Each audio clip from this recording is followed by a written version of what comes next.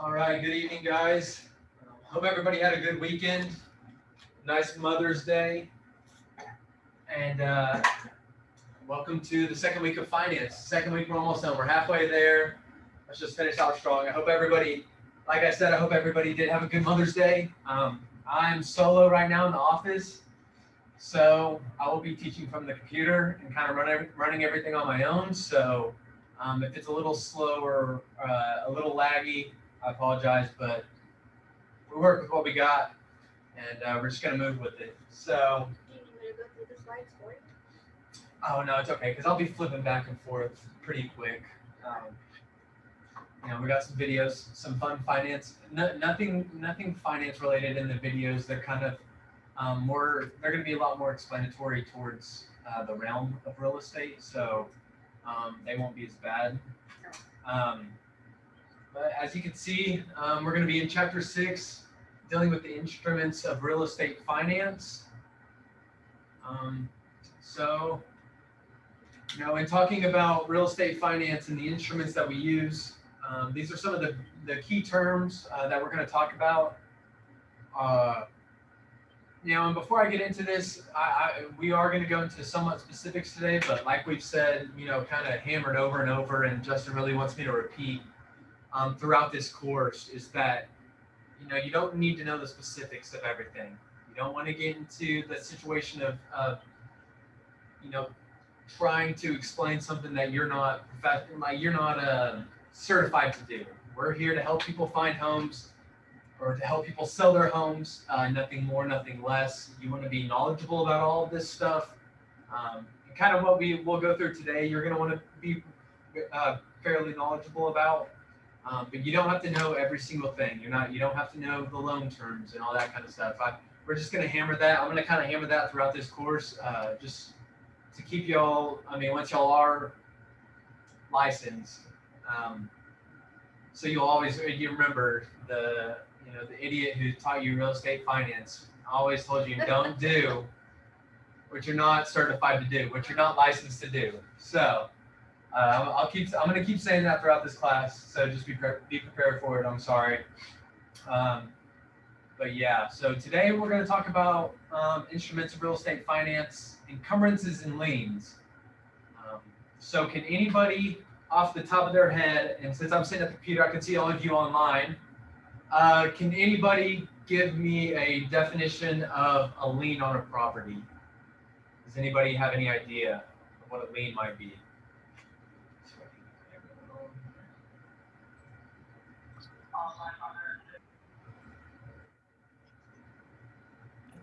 Like a loan, right? Yes, basically. Yes, it's a lien is something that a third party will have against the property. In the case of a sale or anything like that, that lien will be paid first, and we'll get more into that. But yeah, I just wanted to see if somebody kind of knew a general definition. I really appreciate that. And it says iPhone. Is that Corey Johnson? I'm guessing. That's iPhone. Yes. Let me change the name. I'm sorry. I'm okay, at work no, right now. You're totally fine. I just didn't know. I wanted to make sure. Didn't want to say the wrong name. Okay. You're completely fine though. Yes, but thank you about that. So in talking about this, encumbrances and easements. Now, when I was going through the course myself, these were kind of the first two times that we saw these words, so I got encumbrances and easements mixed up all the time, and I still continue to this day. But I'll give you a definition of an encumbrance is a claim. Would you mind sharing the screen? Oh my gosh. See, I'm on my own. Didn't even think about that. I appreciate that. I was about to get You're doing great. Lecture. Y'all got that? You'll see now? Gang, sweet. Okay. So I apologize for that. There we go. First mess up of the day. I'm like not even 5 minutes in. Get it knocked out at the beginning. Yeah. So encumbrances and easements. Like I was just said, an encumbrance is a claim against a property by a party that is not the owner. So it's the same as a lien. Encumbrances and liens, basically the same thing. It's just a right or a stake in the property that somebody else owns that is not the owner. For example, like a mechanical lien or a mortgage lien or. Exactly. Yeah. There's all types of liens, and we'll kind of go into them throughout this. But What is an easement? Because I get that. an easement, yes. So an easement will actually go. Is that the part of that parcel of land? Yes, for travel. We got here a nice little video for everyone. Yes. Trying to fill up this 2 hours. Don't worry, it's just 5 minutes. This one is. I don't know if y'all can see, but we got a few videos to watch today. But they're going to be fun. They're not too bad. So this is going to be most of the videos that I'll show are going to be by this prep agent guy. And like I said, going into any kind of test, definitely give this prep agent guy, look him up. Go watch a few of his videos. He's going to be able to explain a lot better than I can. I mean, if I were to have a YouTube page, I would not have 109,000 views. That's for dang sure. I'm not that interesting. So, I mean, if you have any questions, definitely go to YouTube. I mean, if you have any questions about any part of any of our lectures, I mean, go search it on YouTube and try to find this prep agent guy because he's very good at explaining and giving very good detailed analysis without it being too hard to understand. So with that being said, we'll go ahead and get into this easement video real quick. Pass your real estate exam at prepagent.com. Remember, an easement is a right held by one person to use the land of another for a specified purpose, such as access to a property. In talking about easement, you'll hear the terms ingress, which means to enter, and egress, which means to exit. An appurtenant easement involves two properties owned by two different owners. The two properties involved are called the dominant and servient tenement. When you're not sure about who is who, just think about what the two words mean. Dominant, they are dominating, they are in charge. Servient, they're serving. So therefore, the servient tenement is serving the dominant tenement's purpose. In more tangible terms, the dominant tenement is walking over the servient tenement's property. Very simple. Thinking this way may be confusing sometimes. The dominant tenement property is typically smaller than the servient tenement property. For example, your property can be landlocked, which means that it has no direct access to a public road. So to access your property from a public road, you must cross someone else's property. That property is now serving your purpose, is now the servient tenement in what is now an appurtenant easement. The easement will continue after you and your neighbors sell your properties to others. An easement appurtenant attaches itself to a piece of property. It's said to run with the land, which means that whenever the property is sold, the new owner has the same rights to the use of the easement as the old owner did. Under the statute of frauds law, which exists in some fashion in every state, easements must be in writing to be valid. Another type of easement is called an easement in gross. An easement in gross has no dominant tenement because although there's a property being crossed, there's no property to go to. Typically, easements in gross that you may see are utility companies. For example, the electric company who wants to connect lines between two poles. They need to cross your property to do this. This would be an easement in gross. A court order creates an easement by necessity to permit someone to gain access to a property. For example, say property owner A sells to buyer B a back portion of a land that neglects to give buyer B an easement for access. If A refuses to give B the easement, B can go to the court and have an appurtenant easement created. An easement by prescription is an easement that is created by the actions of one person against the interests of another person. An example may help explain this type of easement. Every night when your neighbor Joe comes home, he drives his car across a corner of your property. How annoying. But the reason doesn't matter. He simply does it. You see him, but never stop him. And he does it for a long time. Eventually you get tired of him driving across your property and tell him to stop. But he says, no way, I got an easement by prescription. Joe takes the matter to court, and the court agrees with him. Joe now has a permanent easement by prescription across your property. Easements by prescription require a court order as they are a result of a lawsuit. The fact that Joe's actions had persisted for a long period of time came into play. That length of time varies according to which state you're in. You saw Joe cross the property. His use was open and what the lawyers call notorious, meaning it wasn't hidden. In a sense, by not telling Joe to stop sooner, you gave him silent permission to use your property. Crazy, right? So let's talk about how to end easements. Easements can be terminated in several ways, including an agreement or release. The person who possesses the easement, known as the dominant tenement, agrees to give it up or release it to the person across whose property the easement exists, the servient tenement. You can also end the easement by merging. A has an easement across B's property. B buys A's property. The easement disappears, as obviously you would not need an easement across your own property. Next, there's abandonment. Simply said, you stop using it. For one reason or another, you stop going to the property. However, unlike a dog, when you abandon an easement, it will cease to exist. With that being said, on a side note, please rescue a dog. Okay, last but not least, the need no longer exists. We discussed before how you could create an easement by necessity. Well, what if that need no longer exists? Well, if you could prove that, then in that case, the easement will not exist either. For more great information to get past your real estate exam, remember, go to Prep Agent. All right, so that's just kind of the basics about easements, and we'll go more into that actually right now.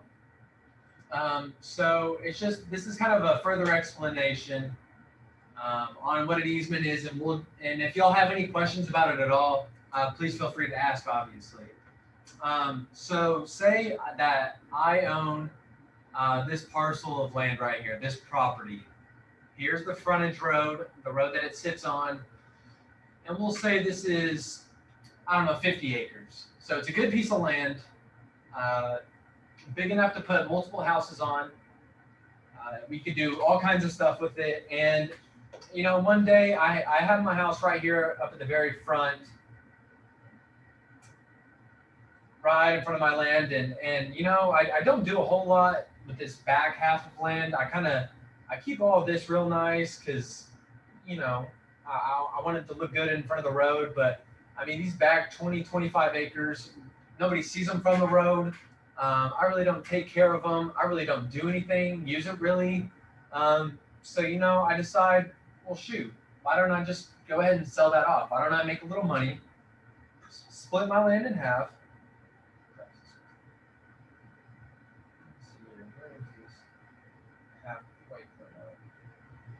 It's not gonna show me. All right, well, we'll say that's about halfway right there. So I split my land in half, and I sell to Miss Vita here. And so Miss Vita goes ahead and, you know what, she puts her house over here.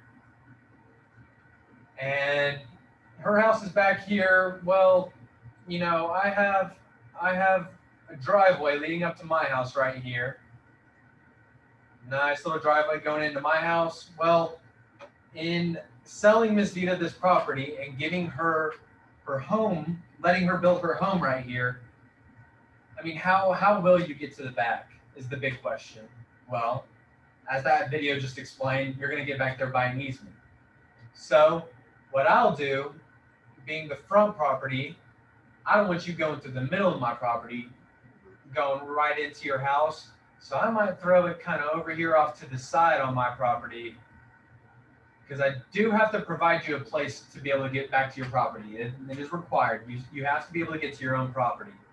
So I'll put a little road back here and allow you to get to your property. And if we're being honest, I'm gonna, oh my gosh, that's not what I'm gonna do. Oh my gosh. All right, let me straighten that back up there. Move this down. Technically, what a seller would do is they're gonna move it right to this midline right here. Because I, being the seller of that land, I'm gonna spend as little money as possible, obviously, to get you a road back to your place. I love you and all, Miss Vita, but I don't want to be spending a whole bunch of money to get you a road right up to your house. So what I'm going to do as a seller is I'm going to put it right up to this, to where our property lines meet. And then from there, that's on you, wherever you want to go. So does it necessarily have to be aligned with your house? No, of course not. I can put it here if I want to. If I think the left side of my property is the best looking to the road appearance, and I want to put it over here on the right, I can do that if I so please. It's whatever we agree on. It's at my, from in this space right here, it's whatever I want to do. And from this space on, it's whatever you want to do. We just have to agree on a place to be able to meet at. So, another thing that some people do is I have my own driveway right here leading up to my house. My garage is on this side.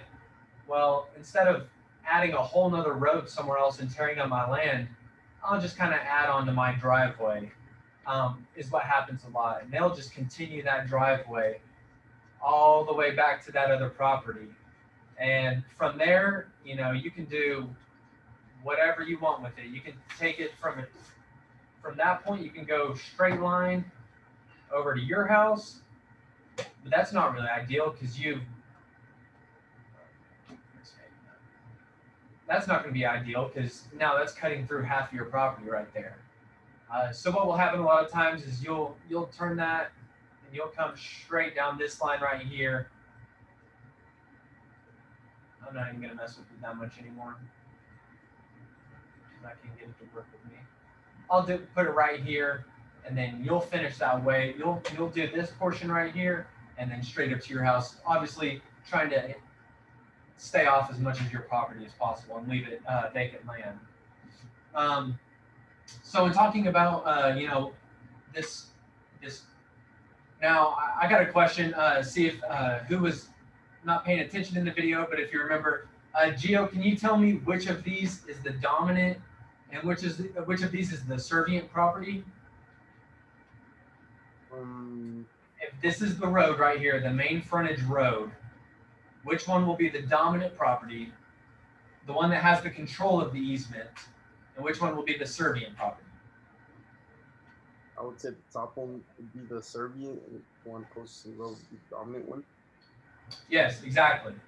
The dominant is going to be the bottom will be dominant and the top will be servient. Because the top, they're at the whims of the people on the bottom. Wherever they want to put the easement, they have to accept and then move from there to their place. Correct. Good job. Now, one more question for you. Do you think that that easement has to be, a beautifully paved brand new road once they come to an agreement? Probably not. I'm sorry? What did he say? No. No? Yeah, no, it doesn't. It doesn't have to be paved. It doesn't have to be even concrete. It can be, just some dirt and rocks, something that looks like a road or can, yeah, basically, I mean, it just has to be a path for them to be able to get their car, get whatever they need to back to their property. It just has to be able to accomplish that goal of getting them back to their property. Now, you can't go and, put nails or spikes in the road. Obviously, you can't do that at all. It has to be something that they can travel on to get to their property in a good way, easy way. Now, I'll come up to. Wait a minute, I got a problem. Yes. I bought the property in the back that's called landlocked, basically. Uh-huh. And Vita owns the front, so for me to get to the back, Vita, you better put me a golden royal road through there, okay? Can I make you do that? I mean, you can request it. Yeah, but can I force you to do it? What could you do? What could you do? To give you a path. Uh-huh. I could drive my truck back and forth and make you a little path. Do you even need to do that, though? Not really. Mm-mm. Just because I get a right-of-way to my property in the back does not mean that Vita's got to put a gravel road or a concrete road. It can be just dirt. she can be like, there you go, Justin, drive on through it. And that's all I can do. Now, I do have a question Yes. regarding the maintenance of that easement. Uh-huh. If, say, it starts getting potholes and it just gets really impossible to drive through there, Mhm. whose job is it to maintain it? Who do you think? I would assume that it would be the servient because it's their path to get to the property, but at the same time, it's on the dominant's property. 90% of the time it's going to be mine because I'm the one that ended up in requesting it. Mhm. So I have to maintain it. Mhm. But, for example, say I put a concrete drive all the way to the back. You can't come over and bust up my concrete or cause issue because both of you have a duty to maintain the easement, but you cannot purposely try to do things like throw nails or things like that on the road to cause my tires to pop. Does that make sense? Yeah. Most of the time what happens, and you'll see this as y'all start showing properties, it will literally be a dirt road. Like it was just, you know, as you drive through land a lot, it's just the deal. That's what it is. It's just a dirt, just people are driving back and forth through the grass. That's all it is. Because no party is required to actually go out and make this fancy, nice road for that to the back. Does that make sense? I've seen that at my in-laws, Mhm. where it is almost impossible to drive when it rains. Yep. Yeah. So that was actually partially kind of what my next question was. If that back section is sold, no, they do not have to. I'll ask you this: if an easement is already in place and that back section is sold, do you think that the dominant and servient tenants or the owners of those lands have to abide by the same easement rules that the previous owners did? I would say yes. Well, they do if it's after 10 years that they've been using that easement. If you've passed 10 years of using that easement, then you have the right of way and you're allowed to keep it. But if it's before that 10-year period, you will have to come up with a new agreement between the two parties on whether or not you can use that easement. A little interesting fact I found out. So if you're using it for that period of time, then that property becomes the servient's property, right? If Kind now of like, what? what was it? It's not eminent domain. It's gosh, what was it? The word that you had said, encroachment. That's not encroachment. What the- you know what I'm talking about? What do we say this again? Okay, so if the servient has been using the easement for a certain, Adverse possession. Uh-huh. so wouldn't it, after so many years, after what, I think it's like 7 years, wouldn't it officially become their property? Yes. After a certain period of time, if the person, say for example, I just start driving back and forth through your property without your consent, and you never say anything, over a certain period of time, it now becomes adversely possessed, and it now becomes mine through squatter's right. Yes. Makes Yeah. sense? Mhm. So, Yeah, that's what I was yes. trying to get to. very good. Okay. So you'll see a lot of disputes and arguments over easements, typically in rural areas. Obviously, you know, in residential areas. Yeah, question. Are you up now? I'm sorry, who was that? Oh, okay. So you'll have obviously you won't run into a lot of disputes in residential areas. You're not going to have a whole lot of landlocked places. So where you're typically going to deal with easements and the disputes that come from them are in rural areas. When purchasing a property that's landlocked, or if it's even the dominant property, as an agent, it's going to be your duty, you know, kind of when you first get out there and you see kind of a private road, what may be a private road, what might not be. Obviously, you're going to ask for the survey, and you're going to look through, and in the survey, it'll tell you if there's any easements and that kind of thing. And you're going to want to make sure to convey those easements in the contract for that property. You'll, you know, if they're not allowed to access their property once, say this landlocked portion is not you're representing the buyers and you buy this back portion right here, and you don't ask for the easement that the previous owners have already have. If you don't ask for that to convey, and they have to come up with a new agreement and say the dominant property up here moves it, over here, and that's how they have to get their property instead of having it straight to their house.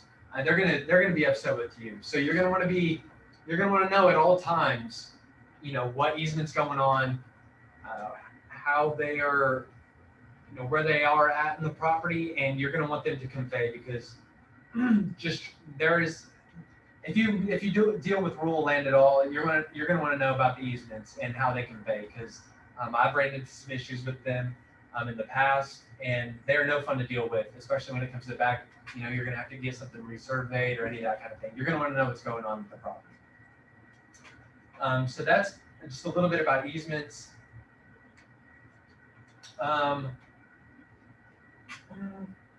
In talking about easements, we'll go ahead and look at and talking about the survey, we'll go ahead and talk about the surveys and kind of what they entail. So this is a survey right here. Now, for what property, I have no idea. This is just a sample that was given online. But the main thing I want to show you right here is what we call setback lines. And setback lines are very, very important because they are typically used for utility reasons, but they can be used for a plethora of reasons. Another reason they could be used is emergency services. What we have setback lines for is so emergency personnel can go through properties or that kind of thing without any protuberance in front of them or anything blocking their path. So what I mean by that is when if you were to buy this property, whatever is encased in this orange line right here is what you will own. So everything inside is your property. You own it. You have what you say what can and cannot go there. But if you'll see right here, these dotted lines across really close to the edge right here, and then right here and over here, you'll see this BSBL. Those are setback lines. And you are not allowed to build, place, or put anything in the way of these setback lines. And typically what they're used for is utilities, power, electricity. They're going to be ran underground through in these little sections right here in between the property line and the setback line. It's going to be a lot of utility. The main reason is for utility purposes. But another is for also, like I said, the emergency medical services. If somebody needs to get into your backyard, or something happens and they need to get back there, well, you have a shed built right there. You run into a problem in that situation, and so that's why we have these setback lines where there can be nothing protruding or obstructing their view or their lane. So so they can get back there. But primarily what they're used for is, like I said, utility. Nothing can be built on them. In Brazos, they are in Brazos County. They are very, very strict with their setback lines. If say why you go to sell a property, but 5 years ago you wanted to build a shed. You wanted a nice shed. You've always wanted a nice shed. Put all your tools. Man cave as well. A little bit of both. So you build a really, really nice, $30,000, let's say, shed. You pour a slab for it, you build it up. You do it real, real nice. Well, if you go to sell this property and you want to realize the gains on that shed, so you think that increases your property value by 30, 40,000. Well, they get the survey, they bring the survey in, it goes to title. The title sees that you have a new shed on your property, and it's in that or in between that setback line and your property line. Well, sorry to tell you, boss, it doesn't matter how much you spend on it, how much it's worth, it's going to get completely busted up. You're going to have to completely tear it and pull it in, or not build it back. Now, if you have a buyer and you already are at title, say we get to this spot, obviously if you have a $30,000 shed, that's going to play some part in the buyer's role in wanting that property, right? I mean, they're going to obviously want that shed. So not only do you lose the shed, but when you tear something down on a property, what does it do to the property value itself? Yeah, you're not only losing the shed, but you're also going to be decreasing the value of the property by tearing it down. So it's something that's very, very important. If you do want to, build a shed, if you want to put a pool in, anything like that, anything major construction, the only thing that won't hinder it is if it's like one of those movable sheds that you see out front of Home Depot. If you can pick it up and it's made of plastic, or it's made of something but it's movable, I mean, if they find it, they're going to ask you to move it. They want those easement lines clear at all time. But obviously, if it's movable, then I mean, you can just pick it up and move it a few feet and get it out of that easement line. So those are best case scenario. But if you build anything, it doesn't matter if it's a pool and you spend $100,000, or if it's a shed and you spend 30, you're going to have to tear it up, and the city will not repay or reimburse you at all for those expenses. Yeah. So it's just a lost cause at that point. So anytime, that's just kind of, just to give some advice, if you ever plan on building anything serious in your backyard or anywhere really on your property, you're going to want to check your survey, see where those easement lines are. As you can see here up on the top portion right here, it's 5 feet from the property line. And then down here, it's, I don't know if that's 7 feet 4 inches or just 7.4 feet. So you'll kind of know the basics off of the survey. The survey will be able to tell you a lot more than you'll ever know. And if you're not too sure, go ahead and call a survey company out. If you have to spend $250 or whatever it is to, just check and make sure, it's going to be a lot better than having to tear up whatever you had paved and built right there. It's going to save you a whole lot of time. It's just worth it to get somebody out there and okay it. Obviously, to build a shed or a pool, you have to get permits from the city and all that kind of stuff, but some people like to skip those. So that's kind of when you can run into problems there. So what you'll see happen sometimes as well, you see where you see lot 22 right there? Right there, right where he's at? All right. What happens sometimes is Miss Vita decides, you know what? Nobody's ever, I've owned my property, lot 21, forever. Nobody's ever used lot 22. I've never seen anybody. It says something about some Wyatt dude owns it, but I've never seen it here, and it's always overgrown, so he's never here. Maybe he's dead. So I'm going to call out my friend Aiden to come out and put me a pool in my backyard. And I really want to put a pool right there where, you got that little electrical easement right there. Move your mouse over to the right a little, down, right there, up, right right there, right where those lines are. Oh, right. So she says, I want you to build me a pool right over there because it's going to be right by my bedroom. I can walk out of my bedroom, walk to the pool. I can have my little area there. And who cares about, this dude's never been there. I've been here 20 years. He's never been. We're just going to put a big old pool right there. Okay? Well, and another thing is, we're not in the city. So we're not in the city limits. So if we're not in the city limits, Vita, do we need anything? Any permits or anything? No. Not in city limits. And not if you're in the county, no. So she goes ahead and she builds a nice big pool right there. And she also decides, I'm going to even have a little sauna too. So I'm going to put a little pool house and sauna next to it. A little more on lot 22.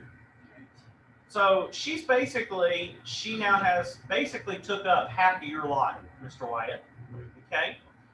Mr. Wyatt finally decides, I'm going to sell my property, and I'm going to go ahead and I'm going to sell it now to Justin. So you're going to sell it to me. So I get it, and you give me your survey of your plot. Okay. And I see it, and And I'm like, okay, that's what I'm gonna buy. Uh-huh. I never go out and look at it, never do anything. I'm buying this. All right. So we go ahead and we continue the sale. And then I call Giovanni, my contractor, to go out there and look at the property to start building. Because I've already closed with you. Yeah. So I call Giovanni up and I say, hey, Giovanni, go on out there and get the dimensions and everything and go on and start building, getting ready to build my house. Show me what it's going to look like. So Giovanni goes out there, and what's he find, Miss Vita? A pool, a sauna, and all kinds of other mess. All kinds of stuff all over my property that I just bought. Now, this happens a lot because people right now in a seller's market, people are buying properties sight unseen, meaning they're not even going to look at it. They just see a good deal online, buy. That's all they do. So they buy it, and then next thing you know, they send out their contractor, and their contractor calls them and says, yeah, there's a pool, there's a sauna, there's a pool house, there's all different stuff on your property. Now, what do we do, Aiden, in that situation? I bought the deal from Mr. Wyatt. Vita has stuff all over my property. What do we do? Well, first off, we're pretty ticked at Wyatt for not telling us, even though he didn't know. Yep. And then we go after Vita and get. Can we force Vita to tear all that stuff down? I mean, that's a lot of money we're going to tear up. Yeah. Okay. Yes, you can. Yeah. If you happen to build on somebody else's property, and this actually, I know Aiden knows this, but in our last training when we had surveyors come in, a gentleman had added on to his property right here where the inn is. If you move your mouse Like up an there so they extension can to his see. house? He added on because he wanted to make his living room bigger. So he added on, went over the setback lines and on into the neighbor's property and was approximately about 15 feet on his neighbor's property, Oh, my God. not counting the setback lines and everything else. Okay? So he's over here 15 feet into his neighbor's property, and his neighbor ended up said, the neighbor was selling the property. Before they did the transaction, they found out about all this. So they said, well, how about we just allow that this person here move this line over, let them buy that part so it'll be in there, and then this person can end up, they have a smaller lot, but it makes things easier so we don't have to tear their house down, tear apart of their house, okay? Well, the guy ended up, when they offered that, this guy of lot 21 said, screw you. Okay. I ain't buying your property. My house is already on it. What you gonna do to me? Tear it down? Guess what the guy did? Tore it down. Because here's the thing, is if you have anything that's on your line, just like a tree. Yeah. Why? Say you got a tree that's hanging over into Miss Vita's property. And if it looks like it's dangerous, Miss Vita don't have to come talk to you. She just get up there and cut that thing down and be done. Okay? So I tell people this all the time is people will add on. Now, do you think you're going to see problems like this in the city? I feel like more often. No. Yeah, No, you're not, because what do you have to pull? remodeling and stuff, yeah. You got to pull permits. I got you. So, and let me tell you, a lot of times you got nosy neighbors that get out there a lot. I guarantee you there's plenty of them. So say that here we go over here, let me see here, Miss Corey goes over, and Miss Corey goes and she ends up, she tells me, she says, basically here's what I want to end up doing. She wants to build over. So I help Miss Corey start building a property. Well, Miss Sheldon notices that I'm building without, something I'm building. She wants to go be nosy. So here comes Miss Sheldon walking over to us. She goes, well, where's your permit? Well, I didn't get a permit. I'm doing this for Corey. She's a good friend of mine. I'm helping her out. Where's the stuff at? You got to have it. And then sure enough, what's Miss Sheldon going to do? She's going to call the city. And then she's going to tell the city what? She's gonna tell the city they ain't got a permit. Here comes the city, and they're gonna stop it all. You might see it happen. I think I've seen it in Bryan College Station. I've probably only seen it twice that we had an issue. And thankfully, it was just something small. It was one of those little sheds that, you know, husband threw something together real quick, and it's real cheapo, so it was able to be torn down, no problem. But when you start pouring concrete and you start pouring, especially putting a pool in and all of this stuff, it can cause major issues. One question. Yes. In my situation, Mhm. my neighbor in the back Mhm. built a whole house in his backyard. Mhm. Is that a hazard to my property for it to be like literally not even 2 feet away from my fence? Did he build it within the, is it in the county? It's in the city. It's in the city. So you had to have permits, so no, you should be fine. No, Yes. he didn't. He didn't get permits. Well, then you need to report him, they'll tear it down. It was the biggest eyesore for like forever. He Mhm. finally finished it. If he does anything without a permit, the one thing I can tell you from my own parents, now they've sold the house and it all got remedied, but my dad went and got into the corner of the property and built a shed. Half the shed's on the setback line. So half the shed is on the setback line, and that shed is really nice, big old shed, ton of concrete and all that stuff, really, really nice deal. But he built the shed, but he never pulled a permit. Never pulled a permit. Built it. Now, when they sold the property, what could the buyer have said? Tear it down. Tear it down. I want it gone.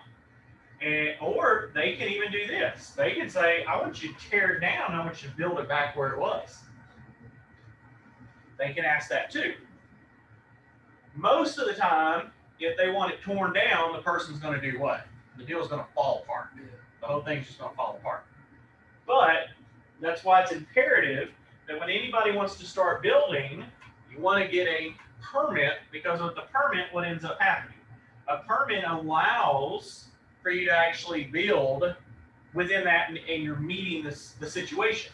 Now, if something happens, say eminent domain occurred here, and they took some of this property and pushed it back, and now this property that deals in the setback line, you got a permit that protects you. Does that make sense? Because that permit protects you in that situation, so if something happens, you're good. Now, there's a lot of things you want to look at, but like I tell people a lot of times, you notice on this one, there's a lot of land around this house, isn't there? There's a lot. What about those homes that they're building now? Tenth of an acre. Yeah, that you're just boom, boom, boom, boom. Hear each other's conversations. Yeah. I sold one house, and I'm not kidding y'all, this was a while back. I literally could open up the lady's window in her kitchen, and the other person across could open theirs, and we could hand stuff back and forth. That's how close we were. Oh my. That's weird. It's one of the window. That's uncomfortable. Yeah. What if one of those houses catches on fire? Exactly. That's another thing. Is a lot of times, if you recall, especially in New York, houses are built back. One of those catches on fire, and it just does what? Jumps to the next, jumps to the next, jump to the next, doop, doop, doop, doop. Okay? So again, you got to be very aware of these, because this land that's out here, that land ends up, if something happens, they can slowly start doing eminent domain and slowly start taking away. But again, like I said, the reason we spend a lot on the survey is because there's a lot of things that this provides you, a lot of information. Sometimes you'll have a client that will say, all right, Aiden, I want to look at this house, but I want to build, you know, let me see, I'm going to do my RV, park my RV here, or my fifth wheel. And I'm gonna go ahead and I'm gonna build it right here, Aiden. That's gonna work perfect. Right off the driveway, right on the side of the house. That's what I want to do, Aiden. Sounds like a great plan, right, Aiden? You're my agent. Well, I mean, I think you'd want to look at the survey and want to check with them, because we can't encroach on those those setback lines. But it's just Aiden. All I'm doing is I'm putting a concrete drive right here. I mean, no big deal, you know. And it's no big deal. Not like it's a big thing. Yeah, I mean, until the city sees it and makes you pull it all up, it's going to be just burn money on your part. Make sure you get a permit. There you go. You tell them, because a lot of times, if you see, this is most likely a garage right here. Here's your driveway. Here's your walkway into your house. this is a garage. Most of your people would want to put one right here, right next to the garage, parking. Okay? You can't do that because setback line. Setback line won't work. The only other spot you could do it is come over through here, but you'd have to end up running it along that setback line and then parking it on this side of the house. Now, Miss Vita, if your husband wants to do that to your house, or he's got this big old RV right on the side of your house, which your entry's here, so that means you got windows most likely here. You want to look at the RV all day? No. So a lot of times what happens is they will pull another driveway right through here and they'll park it in the back, and then they'll have an entry from the back off of a main road. Does that make sense? So again, you got to look at these, but when people start going and looking at a house, I always tell them, I try to have a survey, but I always tell them, don't just think you can pull it in and park it. You got to check those setback lines. Okay? Very key in this, because if you don't, you're going to you're going to run into these situations. Does that make sense? Everybody online good? Thumbs up? Got it. McKenna, she looks so tired. Letitia, how you doing? Miss Coleman, how you doing? I'm doing good. Are you getting this, girl? I am. Awesome, awesome. Miss Corey, you good? She mentioned, there she is. Yeah. You good? Perfect, perfect. All right, y'all keep on going. All right, so I'll just go into real quick the only situation where the city would pay for repairs. And obviously, I'll put it out here and then I'll show, obviously everybody needs an entrance to their own property. You're gonna need to be able to get into your own property, and that's where we're talking about this driveway right here. And so there are setback lines, and there's most likely gonna be utility lines ran across that driveway right here. And if the utility company or somebody needs to do any kind of work in regards to right there on that part of your property, they're gonna have to bust up the concrete, fix whatever damage or repair whatever they need to, and they will cover the cost of reconstructing that driveway if they have to blow it up. Yeah, that is the only instance. I mean, if you have anything kind of within setback lines, is it only the? I mean, I know it's the driveway, and it's anything. But if there's you have a sidewalk going up and they have to bust it. Yeah, the majority, like right around my house the other day, the city was out having to do some electrical work. Mm-hmm. They busted up the concrete, dug in there, got what they needed to fix, put it all back, put new concrete down, called it a day. Okay. Because they're not running utilities back where your house is. Mm-hmm. So there's not utilities underneath your house. Yeah. Does that make sense? Yeah. The only time a house has to have work done is because of the foundation. Gotcha. That's not the city. That's your personal house. Sure. Yeah. Everything else is going to be at the very front of the house. So the only thing that's going to be in the front of your house is your walkway, your driveway, or things to that nature. There's not going to be anything structurally, and should not be anything structurally sitting on that setback. Because if you do, what ends up happening is it can get torn down. So you see where all those setback lines are, all those little dashed lines? Yeah. Okay. If you happen to, Wyatt, put something on that, say that you built, like I said earlier, where he has that little mouse at right there. Say you parked your fifth wheel there, but you actually put concrete down, you put an overhead, like an enclosed garage type thing for your fifth wheel, and you spent tons of money, say $100 grand on it. Yeah. Well, it's on the setback line. So they're going to come in and they're going to destroy all of it, and they're not replacing that because you were told not to park or do anything on the setback line. You see what I'm saying? Yeah. The only things that they will fix is if it's a sidewalk, and the sidewalk has to be across the board, uniform across the whole thing. So if you went out and just put a nice little sidewalk just on your property, but nowhere else, they're going to destroy that sidewalk and not replace it. Because the fact is it wasn't down for everybody. Yeah. You see what I'm saying? Jeez.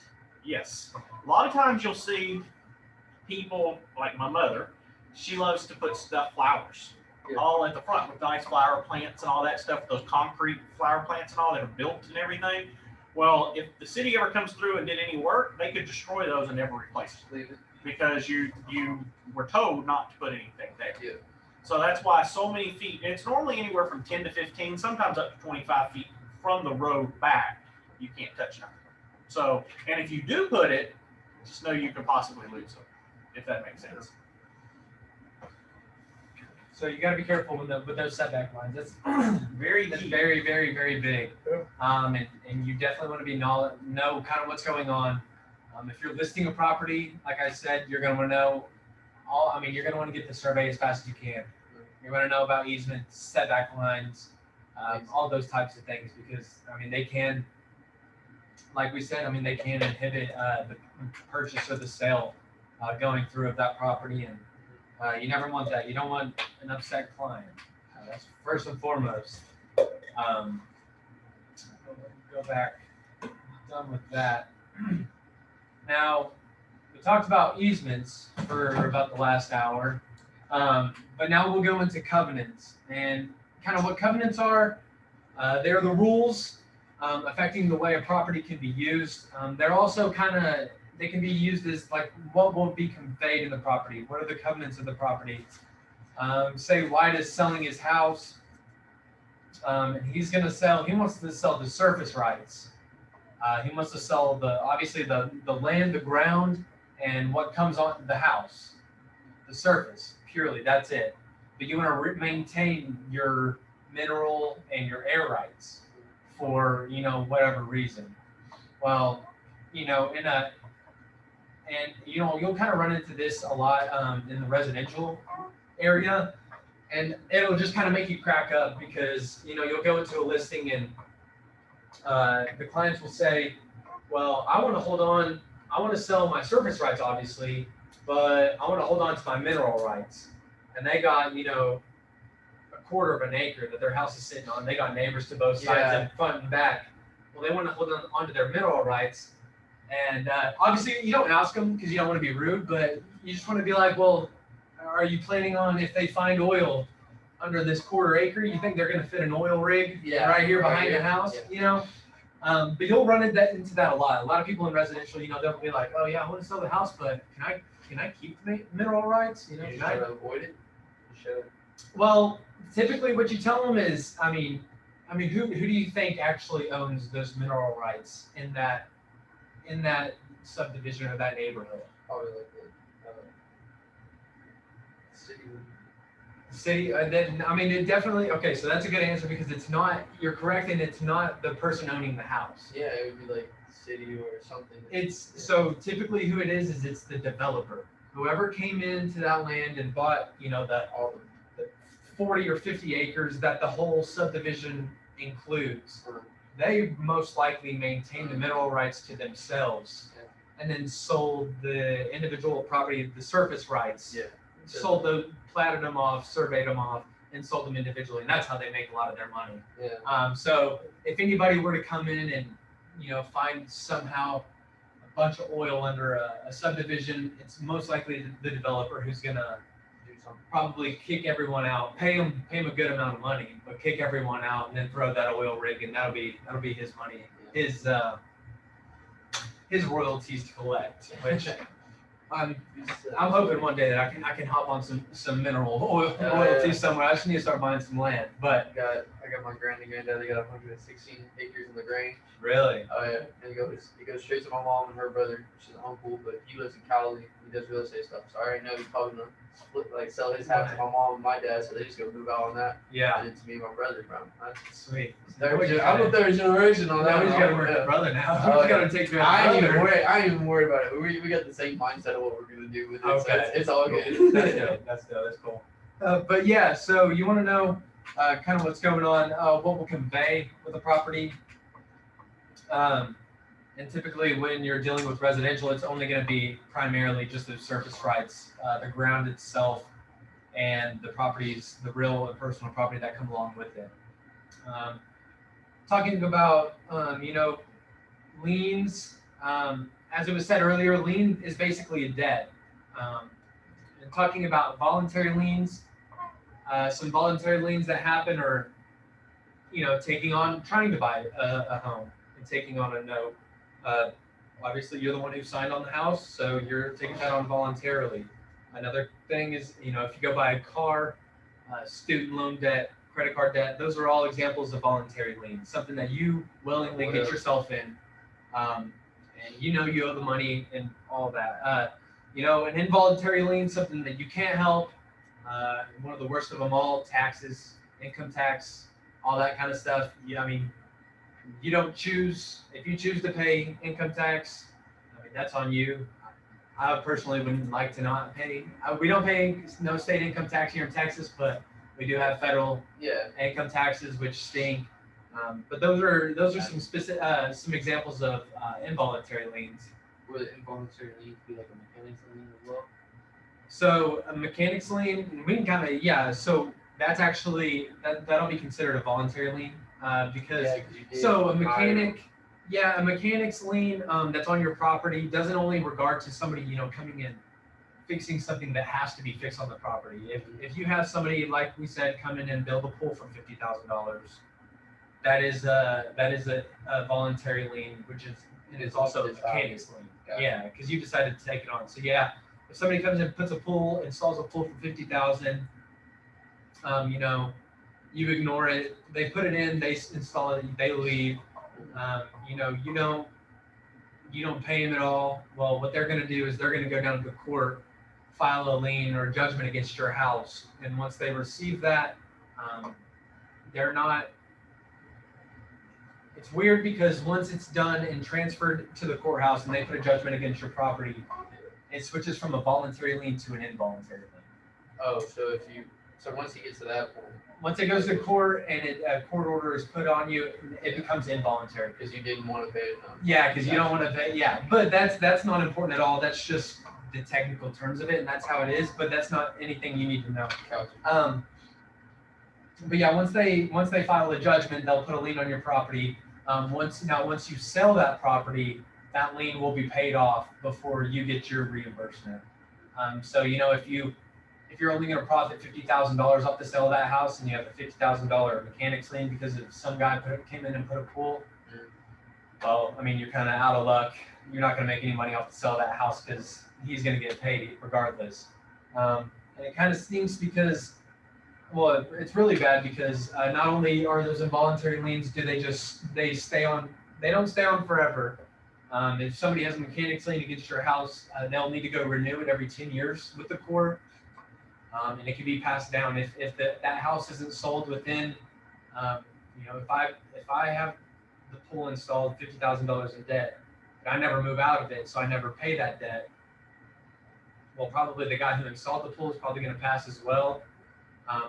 But it can be, as long as it's renewed every 10 years, even by his next of kin. Once the property will eventually be sold. All property is eventually going to be sold. It'll be paid at that point, and you're kind of crapping on your kids and your kids' kids because that lien doesn't just stay at $50,000. It compounds annually at 18%. So it increases while continuing on for the new next. Yeah, at 18%. And y'all remember what 5% did annually. Can you imagine what 18% is going to do on 50,000? Yeah, it's gonna put you in the hole real quick. And so if you ever have anything done at your house, be sure to pay it because you don't want a mechanics lien that accrues at 18% interest annually that you're gonna have to eventually pay on. Talking about specific and general liens, a general lien is it refers to all real and personal property that one owns. So, an example of this is when you don't pay your income tax. The IRS, they're going to come after you. They always do. They never fail. They're going to come after not only your house, but they're going to be able to come after your car, your bank accounts, really any kind of asset you own. They're going to be able to come after and take and sell to get their money back.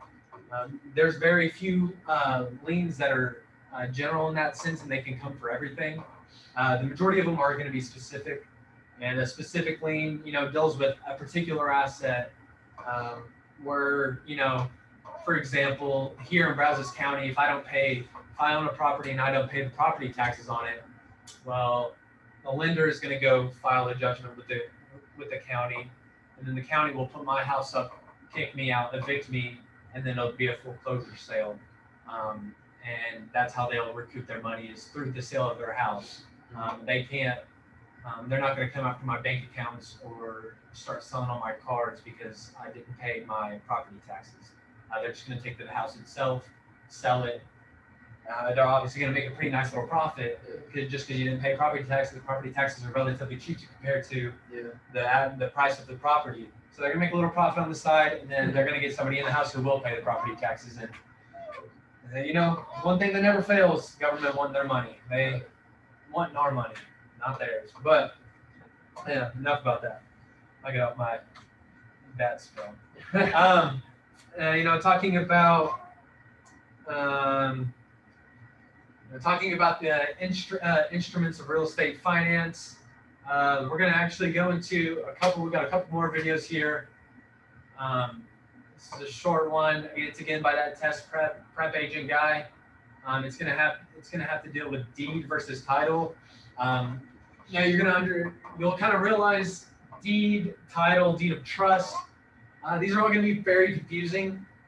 So it's going to be something you're going to want to review over and over and kind of really pound it into your head and make sure you understand it. It's not asked a whole lot over the test, but it does get confusing, these deeds versus title and, you know, contract for deeds, that kind of stuff. So we're going to watch this short video, and then we have another just 12-minute one after that talking about a deed of trust, and then we'll get back to the lecture.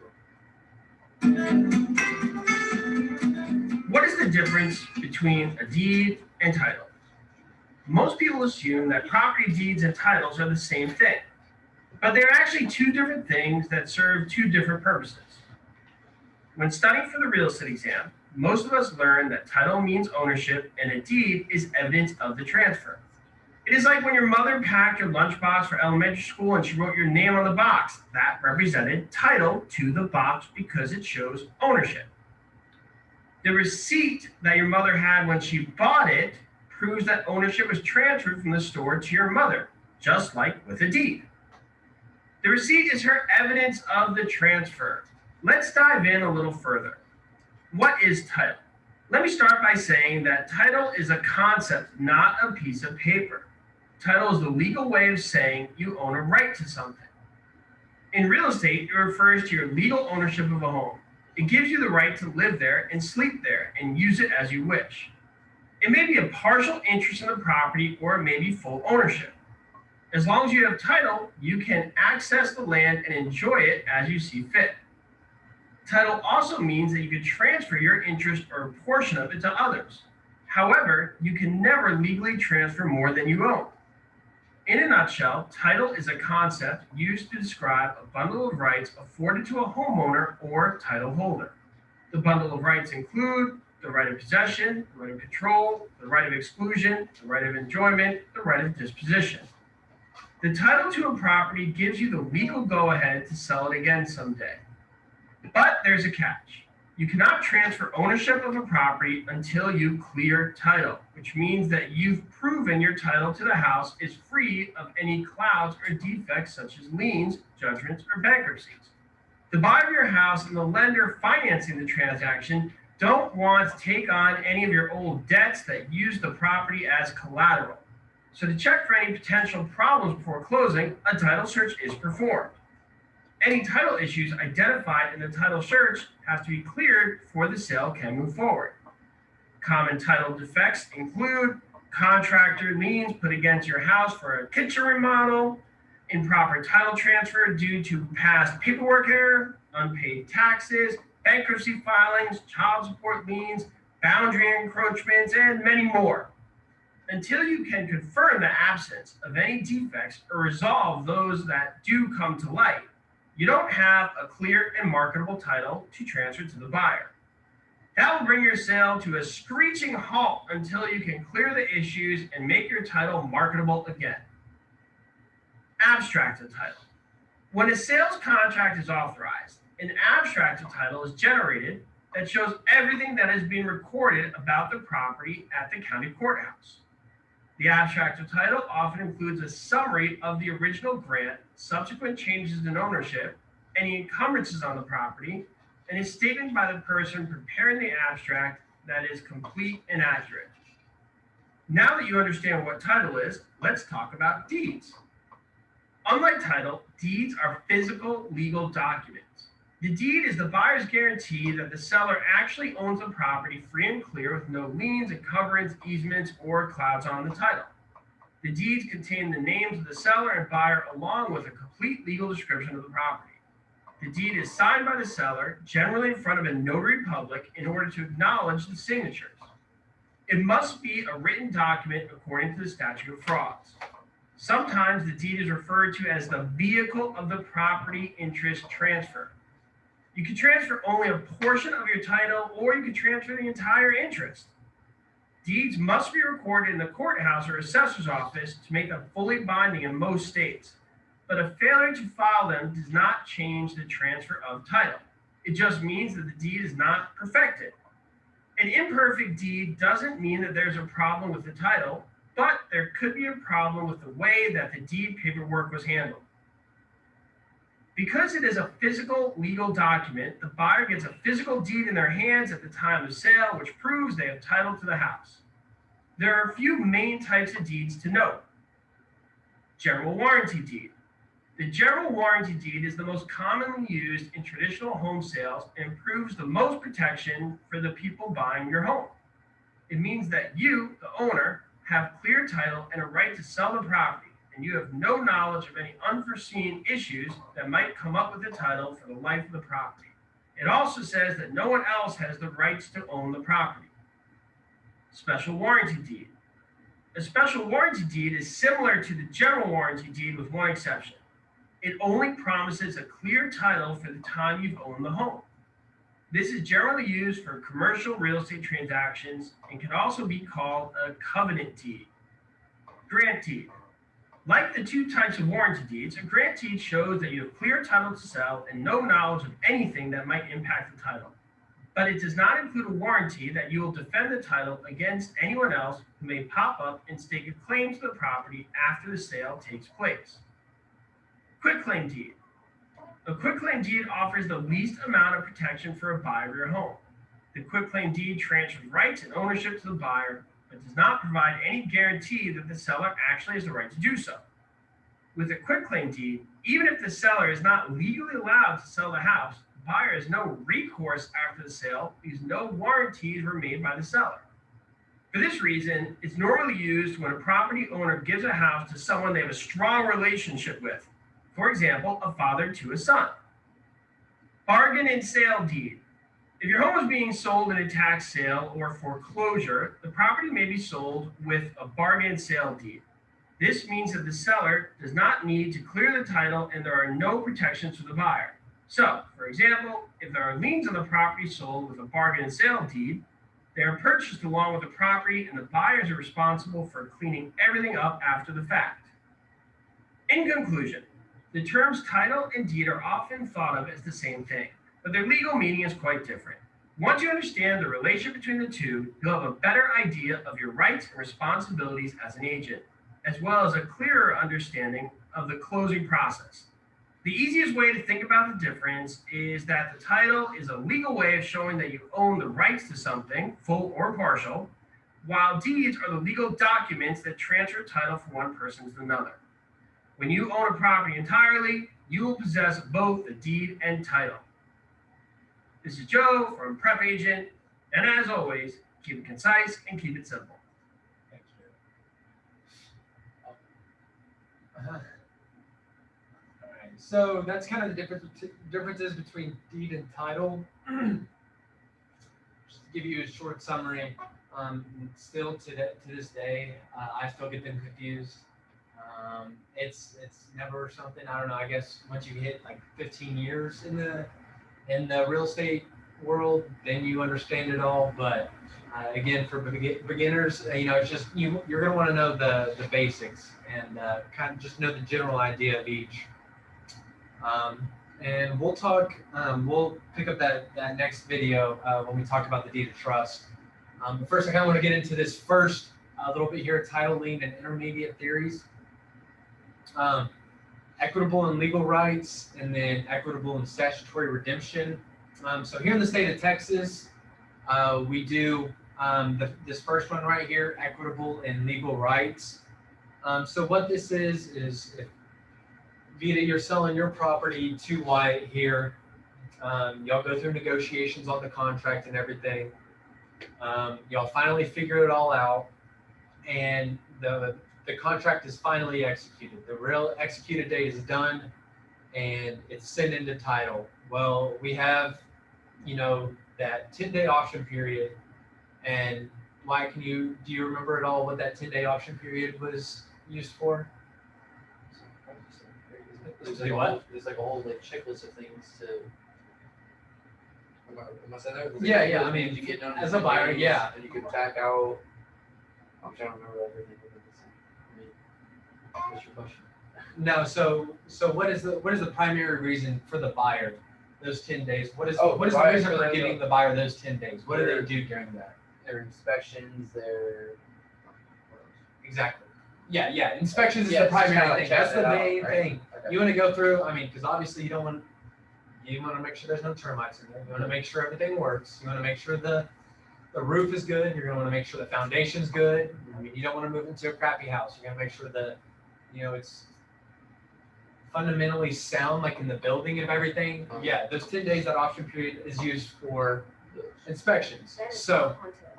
is what? And it's not haunted. Yes, yeah, and you bring in the Ghostbuster and make sure it's not check it out. But so that's what we do here in Texas is equitable and legal rights. And that 10-day option period, once that contract is signed and sent in, Vita, you being the seller and Wyatt, you being the buyer, Vita, you are granting equitable rights of that property to Wyatt. You're giving him equitable, an equal, fair opportunity to get everything checked out, make sure everything's good, and if it is, we're good to go. And then legal rights, he obviously gains legal rights at closing. Once the title is transferred, then he'll gain full rights to the property. And this is kind of what we call the 50-50. You give him 50% of the rights at the beginning, let him do his due diligence, check the whole property out, make sure everything's okay. And then the other 50% at closing with the keys in hand, and you're done. When talking about equitable and statutory redemption, they do this in other states, so this doesn't have a lot to do with us. Obviously, since we live in Texas, they might ask it on the national exam. 99% chance they won't, though. They kind of tailor the exam to the state that they're in. But what we'll just kind of go into it since it's on there. And what that is basically at the beginning, once the contract is executed and it's set in the title, in these states, rights and possession is given 100% to the buyer.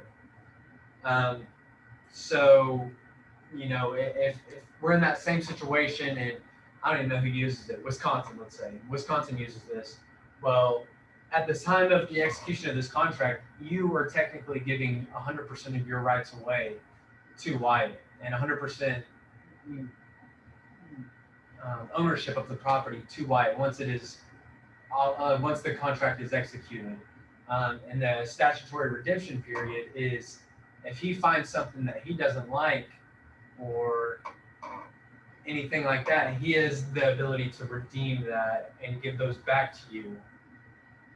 And I know it's very confusing, and that's why I didn't want to go very deep into it at all, because it doesn't make sense. It doesn't pertain to us at all. Yeah. Here in Texas, we 100%, we just do equitable and legal rights. You get 50%, that's all you need to know. It's 50% at the signing of the contract, you do your due diligence, check out the property, and then the other 50% of those rights and the ownership is conveyed at closing. And then Texas does everything right. yes, that's exactly, yeah, we just do, everybody just needs to get a grip and get on our level, because it's, United States of Texas. yeah, straight up, we need that. Yeah. Now, talking about these contractual agreements, we'll go back in, and this is the last video of the day, thank God. 13-minute buster, but it is good and very packed full of information. Everyone, my name is Paul Vachewski, and welcome to the Real Estate Classroom YouTube channel. Before we get started, please do me a favor, give this video a thumbs up, hit that red subscribe button, click on the notification bell. In today's video, we're going to discuss what's called a deed of trust, or sometimes called a trust deed, depending on what part of the country you're operating in. Now, I did a previous video on, the promissory note and a mortgage. Promissory note, the mortgage, and a deed of trust all kind of go hand in hand together. So if you have not watched that video yet, I highly recommend that you go watch that video first, then come back to this one. That will make this video make so much more sense. I'm going to put a link right up here in the upper right-hand corner of your screen to that video. So that's my recommendation. I don't know, maybe I'll save this for tomorrow, and I will. In watching it the first time around, I was like, oh, we'll just go ahead with this. No, it's honestly pretty good. It's not that confusing. We'll run with it.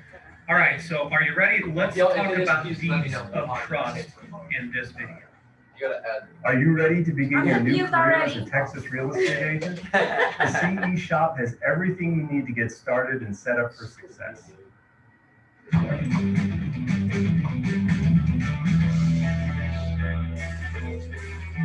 So what is a deed of trust? Well, like the mortgage, it is establishing the collateral, if you will, for the loan that the borrower is getting from the bank. And depending on the state that the property is located in, we're going to use a mortgage, which we talked about in that previous video, or we're going to use a deed of trust. All right, so in this video, we're going to discuss some key real estate terms that you have to know. Deed of trust, trustee, trustor, beneficiary, equitable title, legal title, deed of reconveyance, and non-judicial foreclosure. Those are the key terms that we're going to discuss in this video. So let's start with the definition of a deed of trust, and I have it on your screen here. A deed of trust is an agreement, it's an actual document between the lender and the borrower to give the property to a third party, a neutral third party, who will serve as the trustee. Now, the borrower is the trustor, that's their legal name, and the disinterested third party is called the trustee. The trustee holds title. Remember, title in real estate is ownership. So the trustee holds ownership to the property. They actually hold legal title to the property until the borrower pays the debt off. During the period of repayment, the borrower has what's known as equitable title, and the trustee holds legal title. All right, important distinction to remember. When you're studying for your licensing exam, here's the way I like to explain it. If someone has legal title, they have the right to sell it or the right to transfer title to somebody else. Equitable title simply means you have a future ownership interest and you currently have the right to possess and the right to use. A deed of trust is a three-party relationship. So if you watch the mortgage or promissory note and mortgage video, we said the mortgage is a two-party relationship where you have the mortgagor, who's the borrower, and the mortgagee, who's the lender. When we're using a deed of trust, it's a three-party system or a three-party relationship where we have the trustor, who's the owner or borrower. We have the trustee, who is the neutral, disinterested third party. Typically, they're attorneys or escrow companies. And then we have the beneficiary, who is the lender. So what is the process here? Well, step number one, the trustor, who is the owner or the borrower, they have legal title in that property. So they're going to transfer that legal title, literally using the deed of trust, to a trustee, which is a disinterested third party. So they're actually transferring ownership to that trustee. Hey, it's still me, still standing here in front of Chase Bank. This time, I'm getting ready to go deposit a $25,000 one. All right. Step 2 is upon transfer of that title. Right. Remember, the trustee, that disinterested third party, they actually now hold legal title, and the trustor, who is the borrower, they now have what's called equitable title. And remember, legal title gives somebody the right to transfer title, and the equitable title allows for use and possession. All right. So step 2, upon transfer of title, the trustee now has legal title and the trustor has equitable title. Step 3, if the trustor, remember the trustor is the borrower, if the trustor fulfills the terms of the agreement, they have paid off their note, they have no more payments, then the trustee is going to reconvey ownership or title back to the trustor like it was in the very beginning, and they're going to use what's called a deed of reconveyance. The deed of reconveyance will reconvey that ownership back to the trustor.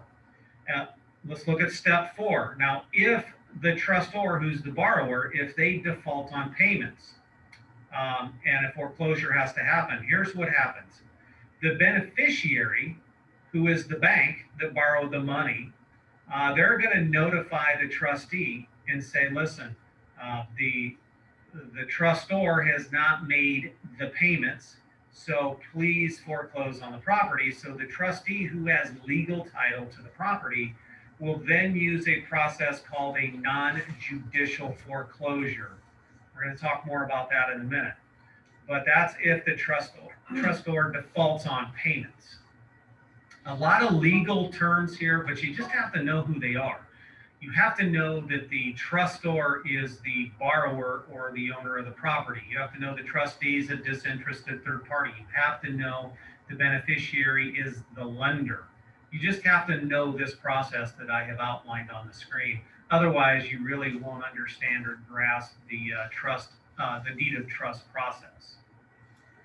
All right, so what's contained in that deed of trust? I did this for the mortgage video where we pointed out what kind of language and provisions and clauses are included in that mortgage. Well, the deed of trust is the same thing. Now, understand this.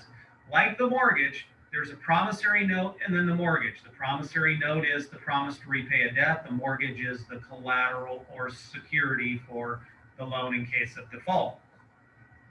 A trustee is kind of the same way, where the promissory note is a promise to repay, and the deed of trust was the mechanism to secure the collateral in case there's a default. Now, a promissory note, remember, promissory note, mortgage, and deed of trust are all separate, distinct, individual instruments.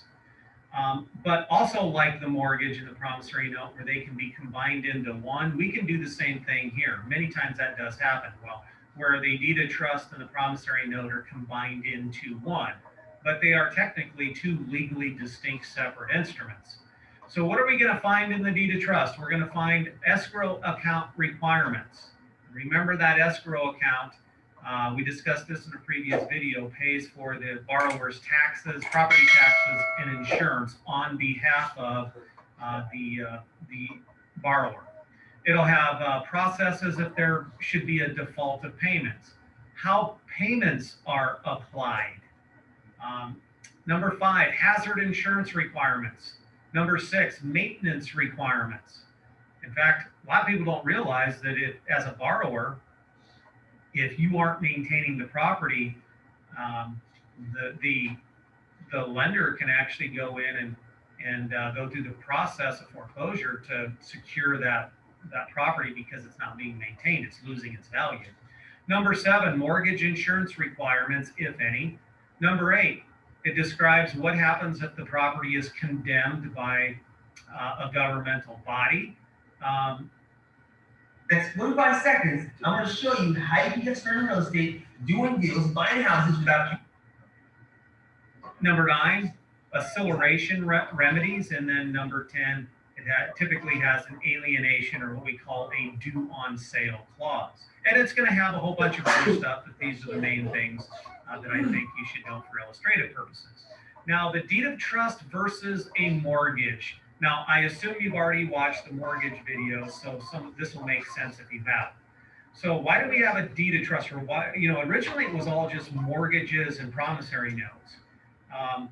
And then many states, and most states actually today, we use the deed of trust process.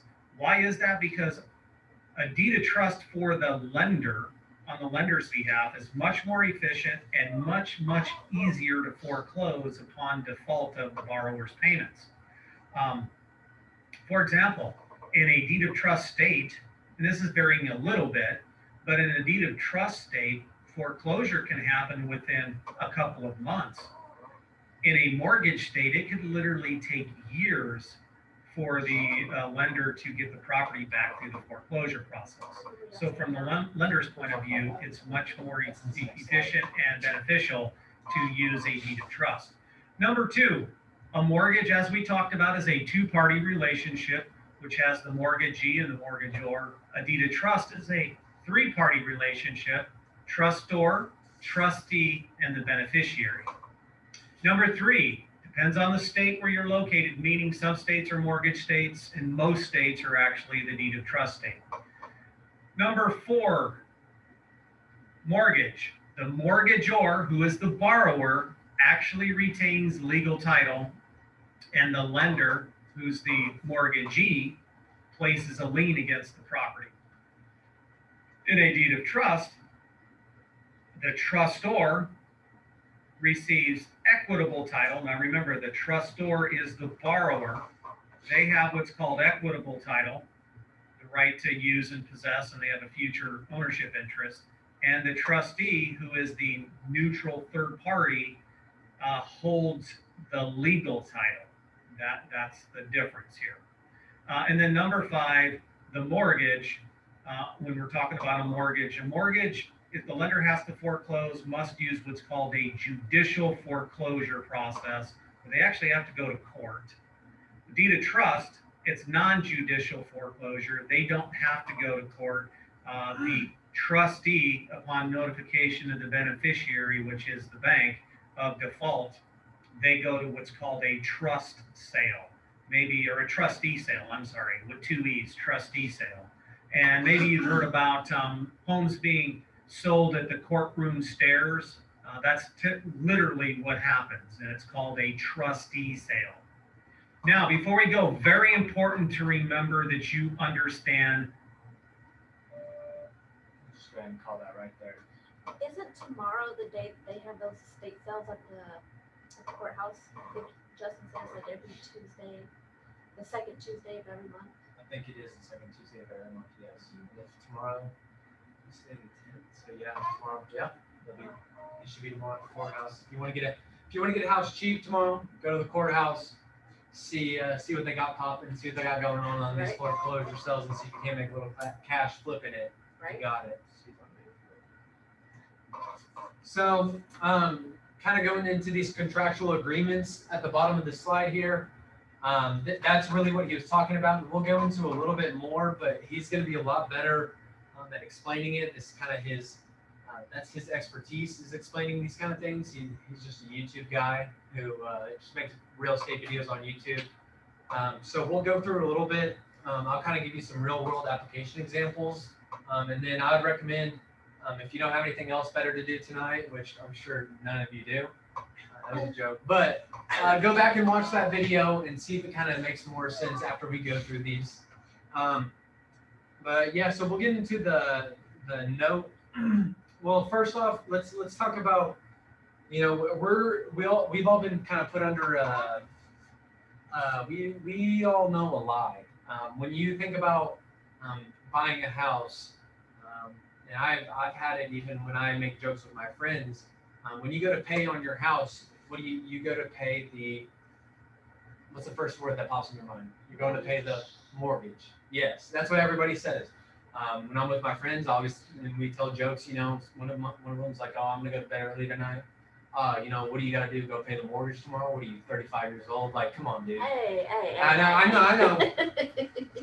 That's a running joke in our group. What do you gotta pay a mortgage? Well, that's actually a lie. You don't pay a mortgage. You pay a note. A mortgage is just a form that's filed with the county saying that the buyer owes lender money. That's all it is. It doesn't even specify the amount because all of this is public record. And obviously you don't want people being able to go down to the courthouse and seeing how much you bought the house for, how much you owe the lender. So you're not paying, you're not paying a mortgage. That's what we've always been told. That's what everybody knows. That's what my parents say. That's what my dad says. I can't give you money, blah, blah. I got to pay a mortgage. I got a mortgage to worry about, that kind of thing. So if anybody tries to use that on you, tell them they're wrong. You're actually paying a note, you idiot. Right. If it's your parents, I don't advise calling them an idiot because you might get slapped. But so talking about a note and deed of trust, this was that three-party system that he was talking about. That includes the trustor, the trustee, and the lender. And that trustee, who he was saying is the neutral third party, is typically the lender's attorney. That's who will hold on to that note or that mortgage, just in case it needs to be taken to the court. And I'll explain that process here in a second. Actually, I'll go into it. So, when you get the deed of trust, you're given the money to pay for the property, and then that deed is given to the trustee, which is that lender's attorney. And so what they do is, typically nowadays is if you don't pay your note, the bank will send you a notice after the first month. You haven't paid, you need to pay. If you don't do anything, they'll send you a notice the second month. You haven't paid 2 months now, you really need to pay. On the third month, what they'll do is they'll tell that trustee, hey, they haven't paid, so we're going to need to foreclose on that property and get retained title back and get it back in our name. So what that lawyer will do is he'll take that deed, take it to the court. Since it's in a deed of trust, they don't need a full hearing to be presented. So that's why he was saying it can typically be foreclosed on in a few months. They just have to get a few papers signed by a judge, and then that immediately revokes your ownership, gives it back to the bank, and they can sell it and get their money back. The other one he was talking about was the note and mortgage. That's the one that everybody always talks about, the mortgage. And typically what happens there, that's a two-party system like he was saying. And we'll actually just go to this next slide. So here's that deed of trust. The borrower will give that deed to the trustee, and they will either hold it, and if they hold it and you don't pay, then that's when they take it to the court, and the court will give ownership back to the lender, then they sell. If you pay all 30 years, you make good on your payments, and you fully complete it, they'll file a release of the deed, and then they'll give that deed back to the borrower over here, giving them ownership of the property. And the note and mortgage, like I said, it's that two-party system between the borrower and the lender. So what goes on there is, if you stop paying and the lender, gives you multiple notices, well, then they go to the courthouse and they try to get a judgment, but they have to file a court date. And, most judges nowadays like to work 4 to 6 months out of the year. They love to play golf, take vacations. They also hear other criminal, civil, all kinds of lawsuits. I mean, they listen to all kinds of cases. So typically, like he said, it could take years to get, on average, it takes about a year and a half to book a court date for this. So the lender's just going to be out all this money and not be able to get that property back to be able to sell, foreclose on, and sell it away, and get reprimand that money. So that's why here in Texas we are a note and deed of trust. We do a three-party system here. We don't do note and mortgages because it's not on our end really. I mean, that was kind of decided by the lender to make that foreclosure process a lot more simple. So Yeah, that's kind of, does that kind of, do you understand like the difference between note and mortgage and the deed of trust? Does that kind of make sense? Like I said, you don't have to know everything. You don't have to know the finite details of everything for these tests. It's all going to be, like we've said before. Really, they just want you to know the basics. And what's going to be on the test, especially when you go for the licensing exam, it's going to be 85% of the question is going to be just a bunch of stuff that doesn't really pertain to the question at all. They're just going to want to make sure that you can read through, find what information is specific to the question, and then apply that knowledge. So, like I said, you don't have to know all this 100%. It's not what it is. You just kind of know the basic, the gist of it all. Contract for deed. Now, this is something that you're going to want to stay away from. You're going to want to try to keep your clients away from. We'll go back here, the contract for deed. And in this case, a good example of this is, Wyatt is just a major slime ball. Just wants to make money, doesn't care if he's screwing anybody else out of their money. He's just a very selfish person. I'm not saying that he is. I'm not saying that he isn't. I don't know him well enough yet to say. No, I'm just kidding. He seems like a stand-up guy. But say, he's a slime ball, wants to make a bunch of money, has a property for sale. And he's not really struggling for the money as of now. So he wants to go ahead and do a for sale by owner. So he sticks a sign out front, and somebody with, who doesn't have the best credit, doesn't have a whole lot of money, they come up and they're going to ask them, hey, like, I know you're doing a for sale by owner. I don't have a lot of money. I don't have a very good credit. Can we work something out between me and you? Kind of like a seller financing thing. He's like, yeah, of course. We can definitely work this out.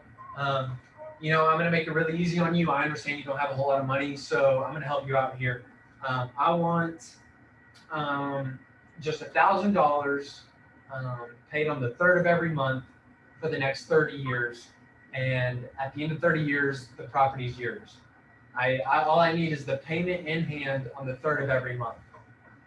So the buyer, every month on the 3rd, he's there at 8 a.m. knocking on the door.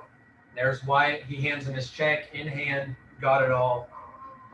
We're good. Well, 29 years and 11 months later, the buyer goes to knock on that door 8 a.m. It's the 3rd of the month. The 3rd of June, and you can see just the smile on his face. He's excited. He's about to have full ownership of the property. He's about to get title, get that deed, and he's about to be the complete owner of that property. Well, Wyatt, being the sleazebag that he isn't in town on the 3rd of that month. And well, in the contract, it was stipulated that his rent check had to be given to him in hand, in person, on the 3rd. So what Wyatt does is keeps the title, keeps that deed, keeps that contract for deed, goes up to the courthouse, says he didn't pay me on the 3rd in hand, and he retains ownership of the property. And the buyer can either restart his contract for deed, or he can go look somewhere else for whatever he wants to do. Obviously, you don't hear about it a whole lot anymore because of how regulated everything is. And you're gonna, with media the way it is nowadays, you're gonna get called out pretty quick, and people are gonna know who you are if you do that. So you don't run into that a whole lot nowadays, but it did happen quite a bit back in the day. Situations like that. So if your clients are ever, or if you ever run into a friend and they're saying, hey, I really want to buy this property, but it's a contract for deed, you're going to want to tell them, first off, be very, very wary. And second off, before you sign anything, make sure that contract is reviewed by an attorney, so you're not getting gypped in any way. You're going to obviously if you're referring a friend, nothing is going to come back on you liability wise. But for anyone's sake, being a genuine person, you're going to want to let them know if anybody's getting into a contract for deed, make sure to have it reviewed by an attorney because there are some slimy people out there who are very, very selfish and will do that kind of thing. So you want to be very careful when you see contracts for deed. And the first thing that should pop into your mind is attorney. Don't give any legal advice yourself, obviously, but refer it out. Hey, you might want to go get that checked out before you do it. Junior finance instruments. These are just kind of secondary liens. In talking about financing on a house, say, I hate to pick on you so much, Maya, but you're the one right here in front of me. You're buying a house for $250,000. You don't have great credit, but you have decent credit. You're able to get some part of a loan, so you're able to secure $200,000 off that loan. Geo. Kind of like a HELOC? A HELOC? What's that? Home equity line of credit. It's kind of like you've already got ownership of the property, but you need a loan, so you get a loan against the property. No, so this is when buying the property altogether. Like he has no interest in the property at all. He just wants to buy it. Oh, okay. So he's able to secure a loan for $200,000, and Geo, his buddy, the property's $250,000. Geo has the money. He's like, well, don't worry, I'll give you the extra $50,000, and you're able to buy it. Well, in financing from the corporate office, wherever it may be. I mean, it could be in Washington D.C., wherever, that your loan is sent before it's recorded with the county. So say Geo's already in town, he gives you that $50,000, and he has that lien against your property. Well, that same day he's going to go to the county and file that lien against your property, just in case, obviously you're his friend and you're going to pay him back. But in the case that you don't pay him back, he's already got it filed with the county. If it's sold, then he'll be repaid in that sense.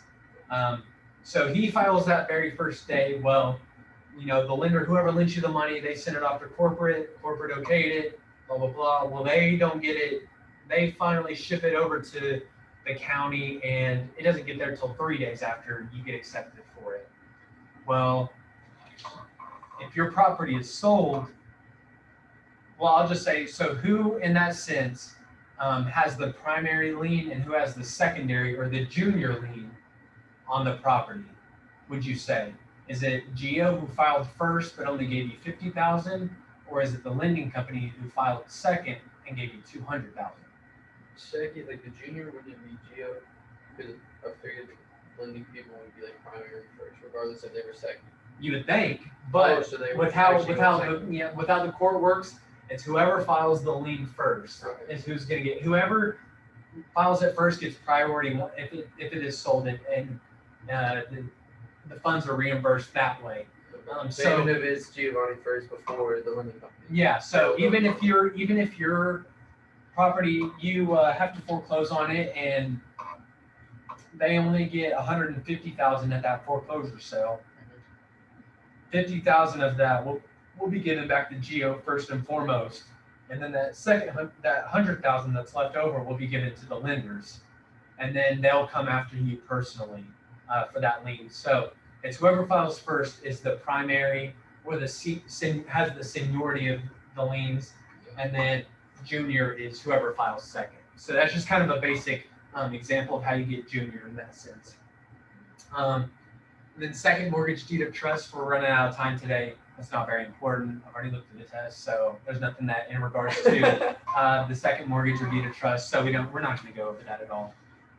This just goes over obviously those three transactions and everything and how they play out. We'll kind of move into special provisions here, and it is 7:20, so we'll kind of run through these really, really quick.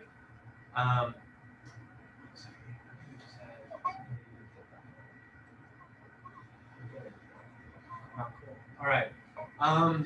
Anyway, special provisions. Obviously, if you don't pay on time, you're going to get a late payment penalty. That's very obvious. Prepayment privilege and prepayment penalties were kind of put in at the same time.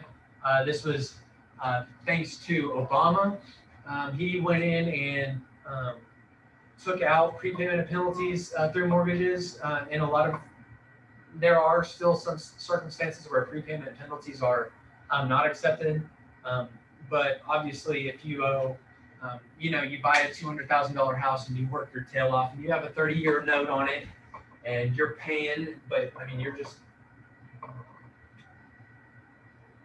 you're working your tail off to get it paid off, and at 10 years you have the rest of that $200,000 to pay down. Well, before he implemented these, if you were to pay the rest of that loan down, you'd get hit with a 20% charge of the full amount of the loan. So, yeah, if it were a $200,000 loan, well, you're going to owe $40,000. You go in and you pay the rest of that $200,000. Well, they're going to hit you with a $40,000 fine, and it's due right there up front, automatically. So, yeah, I mean, I didn't think it was fair either. The banks kind of held that. Banks held that because they are a business, and the way they make money, like I explained, earlier in this section, is they make money off of loans and the interest off of loans. So if you pay early, they're not making money. So they have to make their money some way, and that's how they used to do it, prepayment penalties. Luckily, we've kind of done away with those, thank God. I mean, I can't imagine if I was in a college class and I finished everything a week beforehand and got everything turned in, and they were like, oh, you get docked 10 or letter grade because you finished everything early. I'd be pretty ticked. And that's the nicest way I can put it. I'd be super pissed, and I would have a bone to pick with just about everybody at the school. So luckily we've done away with those for the most part. A